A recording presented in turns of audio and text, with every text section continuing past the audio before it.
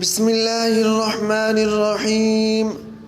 السلام علیکم ورحمۃ اللہ وبرکاتہ۔ آن لائن ٹیچر کی جانب سے آپ سب دوستوں کو خوش آمدید۔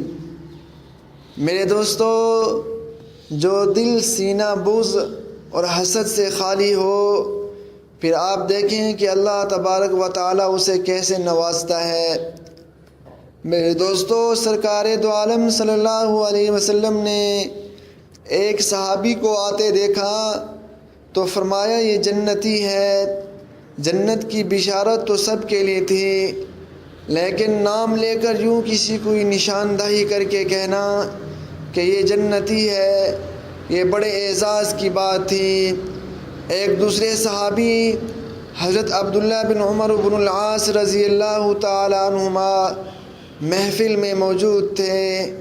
فرمانے لگے، میں نے دل میں سوچا کہ اب میں ان کے ساتھ دوستی لگاتا ہوں اور دیکھتا ہوں کہ یہ کون سا ایسا عمل کرتے ہیں جس کی وجہ سے سرکار دو عالم صلی اللہ علیہ وسلم نے ان کو نام لے کر جنت کی بشارت دی۔ چنانچہ انہوں نے ان سے کہا کہ بھائی، میں آپ کے یہاں 3 دن کے لیے مہمان رہنا چاہتا ہوں۔ انہوں نے کہا بہت اچھا۔ ان کے دن رات کے معمولات دیکھے۔ 3 دن کے بعد کہنے لگے، بھائی میں تو اس لیے آیا تھا کہ آپ کا کوئی عمل دیکھوں جو دوسروں سے بڑھ کر ہو۔